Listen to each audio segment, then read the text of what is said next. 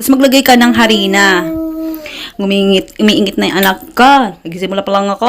Oo, ayan. Baking soda yan. Sunod, baking powder. Kailangan talaga parehas eh. O para maghalo yung smooth at saka yung buhaghag. Yan. Naglagay din ako ng condensed milk. Yan lang yung liquid natin tsaka itong mantika. Yung pang prito talaga, oh. Pero kung gusto mo sa healthy, olive oil gamitin mo. Tapos vinegar, suka, para mas umalsa yung ating leavening powder. Tapos ayan, vanilla, optional lang yun. Sa itlog, 2 piraso nilagay ko XL. Pero kung isa lang yung itlog na meron ka dyan, isa lang ilagay mo, okay lang yun. Okay lang yun. Okay na okay lang. Yan, tapos haluin mo lang hanggang sa mag-incorporate, hanggang sa maging butter texture siya. Hindi naman kailangan na maging perfecto yung paghalo mo ng butter. Hindi kailangang pinong-pino. Oo, kasi kahit naman merong buo-buo ng konti yan na harina, maluluto pa rin yan. Oo. Tapos tabi mo lang pansamantala mga 10 minutes hanggang sa malusaw lahat ng ingredients. Tapos sa pan na gagamitin, kahit kawali lang na ano, oo, pwede. Kahit hindi non-stick, pwede yun. Yan. Sa butter, kung wala kang butter, kahit mantika lang, pwede na basta konti lang ipahid mo. Yan. Sa butter naman, yung ating pancake butter, 1/4 cup ang ginamit ko. Nagbabasa na yung anak ko. Diyos ko ba? Ayan, ganito talaga pang nanay, no? Basta makapagtrabaho. Okay lang yan, hindi naman delikado.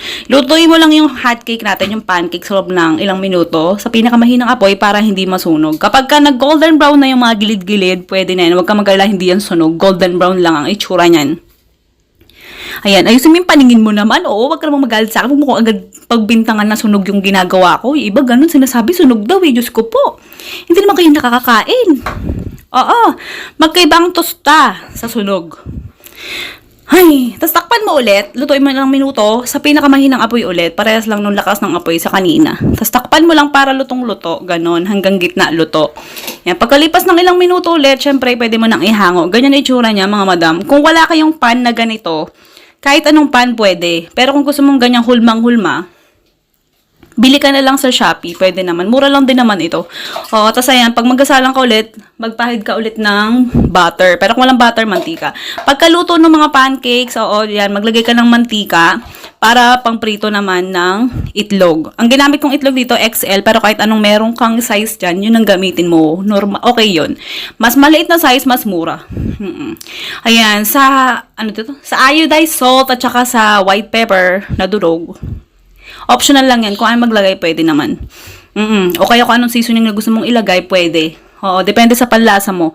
Huwag ka nang magalit sa akin. Huwag na akong sisihin. Basta, depende mo yung lasa, yung timpla sa panlasa mo, ganun.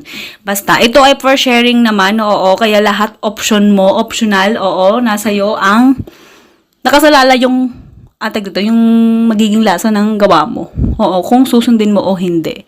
Oo, ayan. Ganyan lang pagbaliktad. Gamit ka ng spatula para mas mabilis mabaliktad, mas madali. Pwede din naman kutsara at saka tinidor. Oo. Ayan. Kung ayaw mo naman, kung gusto mo ng medyo malasado yung itlog mo, wag mo nang baliktarin, pwede na yan. Malutong na ng ilalim, pwede mo nang hanguin. Yun nga lang, medyo makalat pag malasado kasi, di ba? Ayan, ganyan lang ulit. Salang ka lang ulit para maprito mo lahat ng itlog. Bali, 8 pieces na XL na egg ang ginamit ko dito. Para kung utol-utol na ewan, hinihingal ako ngayon, oo. Diyos ko po, alam mo yun, nag-voice over ka, tapos habang binabatay mo anak mo, pinagbabawalan mo ganto-ganto, wag ganyan, ganyan, oo. Kasi nagbabasa na siya, mga madam, nandito kami sa banyo. Oo, nai-imagine nyo ba? Ayan, ganito yung natin, pag naluto na, pero hindi pa yan pinaka-finished product, kailangan pa natin ng square paper plates. Oo, narinig ba yung bagsak ng tubig, oo. Yung anak ko yun. Ayan, bawal square paper plates, merong isang... Ayan, hot cake at saka itlog. Tapos, pangatlong layer, cheese. At pang-apat na layer, yung ating pancakes. Oo. Tapos, tusukan mo ng stick. Yung maliit na stick lang. Oo. Kailangan ng stick kasi para hindi siya ma-deform o hindi siya masira. Kasi medyo magdadaus-dus yan, magdudulas-dulasan yan. Mawawala sa ayos sa linya yung ating filling at saka yung pancakes. Kasi kung walang stick. Dahil nga makapal. Oo. Pwede ka rin maglagay dito ng palaman na pipino, kamatis, parang burger na ganun, oo. Pwede ring lettuce. Tapos pwede ka rin maglagay na ng